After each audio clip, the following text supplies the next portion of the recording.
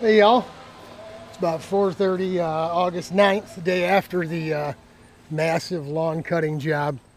Yeah, there's a bit of mulch left out here, but back there on that flat area back there, that grass back there was 10 inches high at least. So it looks 1,000% better than it did. We won't let it go this long again the next time, and a lot of this dried up dead mulchy stuff will get picked up and blown away and stuff as we cut it again the next time.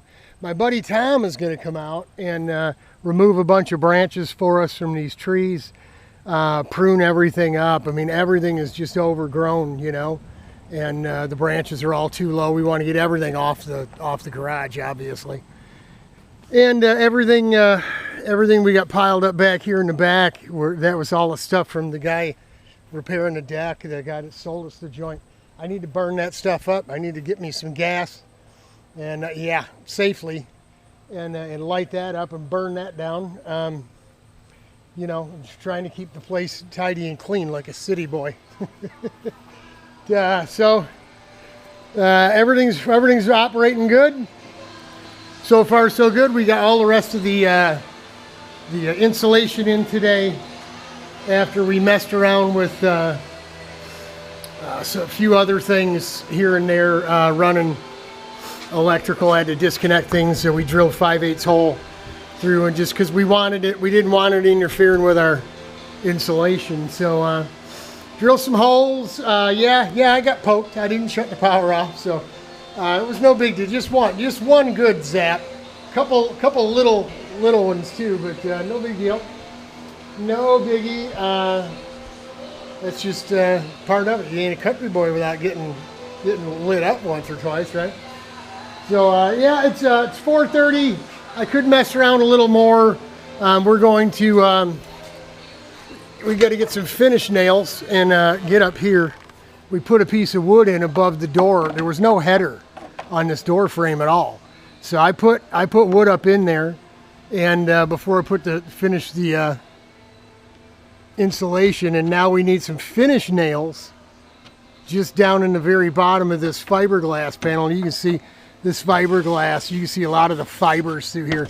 We're going to end up roll painting this too, and just covering it just to protect the fiberglass, because it will rot. It will rot in the weather. As you can see up here, way up here, because it's just raw glass. There's no gel on here. There's no surface coat. So way up here it's in good shape, but down here, sun, rain, really kind of tore it up. So we get some finished nails in here to hold this all down.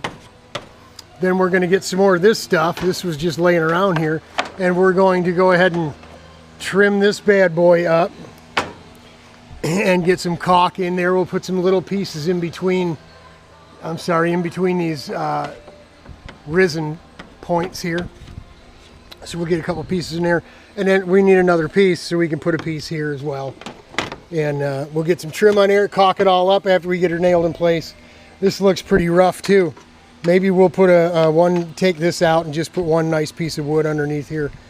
Eventually we'll have a concrete approach, maybe something that connects to the stairs for in the winter. You know, you can shovel, whatever. So just playing around a bit today. After that long day of cutting grass out there. Let me walk you around the other side. We're going to shut the pool pump off anyway. We've been running. The water is still cloudy, man. I put 4 gallons of chlorine in it yesterday, and that's why I got right back out, because it was pretty strong. This new filter works real well, but I don't think it's a filtering issue. We've tested. I did the tests and check of the water, and you can almost see to the bottom, but you can't see to the bottom. And this water should be crystal clear by now, with all that chlorine in it. I know what people are probably thinking. Oh well, you got to add the pH. You got to add the this or that. None of that. Let's be honest. None of that makes any difference. Chlorine is what turns the water clean and clear. It kills all the bacteria and all that stuff. So the pump isn't running on high pressure. We're up at what, 11 Well, around 11 and a half pounds. That's normal. That's about where it runs so far. So yeah, we'll just we've been letting it run, and we'll just shut her down. But you see, we had quite a bit of grass. I was doing donuts around the trees. I like making circles in the grass around the trees. It looks cool when it's all done. So yeah, quite a bit more to knock down yet, you know. In the fall, after we get all this stuff pruned up, in the fall when everything, you know, everything dies, we'll go ahead and take the old Echo back there and we'll weed whack the daylights out all. So he had a couple pigs in that thing, and there was a little pig pen out here. He slaughters them and was eating them. I don't know if you've ever had farm raised pig, but it's nasty. And I don't know if it's like, I like green beans in a can because that's what I ate as a little kid, as a baby, a little kid growing up. I taste a real green bean now. Oh, good Lord, those things taste terrible. And it's because I got programmed to eating the green beans in the can, which is to me is a green bean. So same thing. We had friends that live about a half a mile over, as the crow flies over this way. They had pigs, and we get the farm fresh eggs from over there. And a couple of years ago, they slaughtered the pigs and they gave us some like ham steaks, and they were packaged up proper and all that stuff, but they had that funk taste to them, you know, that wild funky taste. And I ain't a deer hunter. I'm not an animal killer. I don't slaughter animals. If the crap hits the fan, I'm going to become a vegetarian, because there's no way I'm going to be gutting no animals, no matter how hungry I get. So buddy Tom Kalaga going to come over and prune up a bunch of this junk and get it out of the way. I mean, all of them. We're going to have them start here at the pool. And then these are apple trees. And I'm told if we prune them up that these apples will get much, much bigger than they are. Pulled a couple off there and gave them to their niece and nephew, and they ate them. They said they were good. So you see there's a whole bunch of them. Those two trees out front, those are pear trees. But we need to get this stuff up. All this, it's gonna come down. But yesterday I ran over this chicken wire stuff out here. I think the guy that sold me the place said he had a garden out here. And this must be part of the old fencing. You can see I ran it over with the mower here. But it's attached to something in there. So we got to get in there and tear that out at the end of the year when everything dies, you know. And I want all this stuff gone. I want it flat. I want I don't know what's under there. Obviously we got some metal from gardening, but this ground out here is really uneven. You got all kinds of dips and bumps. Man, that mower was just bouncing and bucking. It beat the daylights out of me. My back was killing me. So jumping in that pool was just the ticket. Just the ticket. We're going to burn up all that stuff, have Tom cut this stuff back here. Whatever he's cutting and pruning, we're going to pile it up here where there's no grass.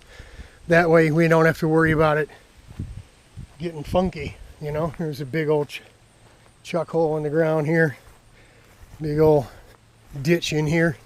I don't know what this is. I think there's another well out here or something. That there is the well. You can pump that thing up and down and well water comes out of there. But this here, it was just a big high spot like that stuff there, just right here.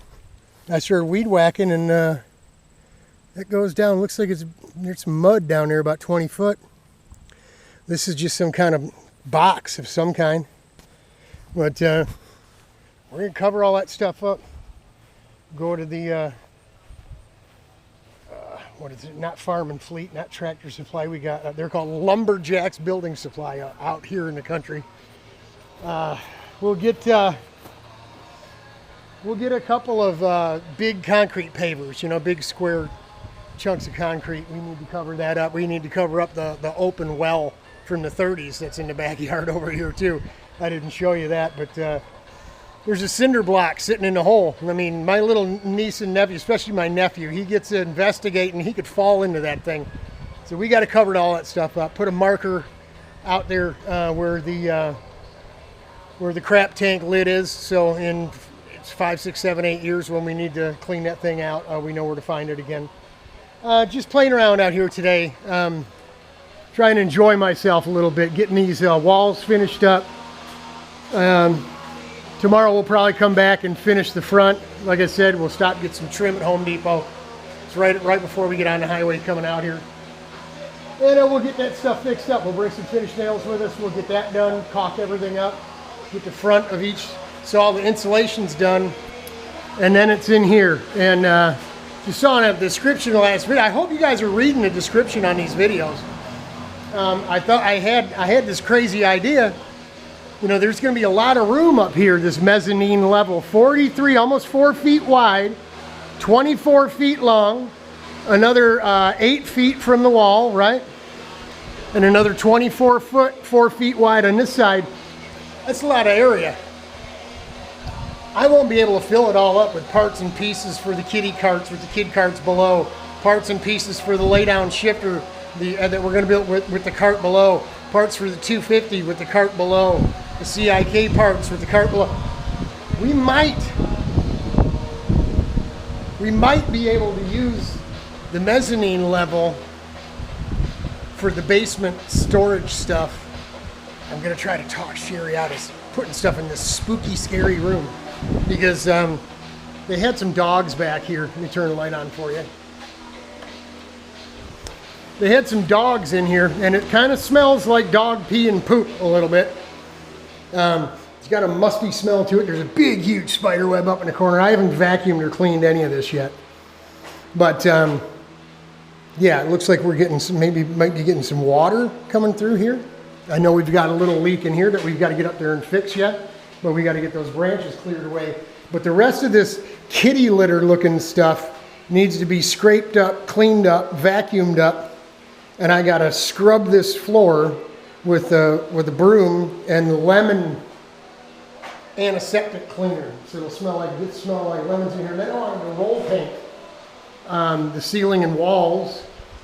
Still would like to put a curtain or something up here, you know, across here. And you know, if I can talk her out of this, man, I could get my fiberglass spray paint room, whatever, and still have her stuff. I think it'd be better out here once the ceiling is in. Far less grunkus, icky, spider, nasty. You know what I mean? Fingers crossed. Pray for me, folks. Maybe we get what we were looking for anyway, because the mezzanine level may be the saving grace for all of this. But that's it. That's it for the 9th. Godspeed. God bless. Hang in there. I'm having a good time out here. It's nice and quiet. Every now and again we get somebody racing down the road here, and I just shake my head and think, where the heck are you going? And at that rate of speed, you know? But hey, whatever. It's they don't stop and do burnouts in front of the house. They're not bumping music.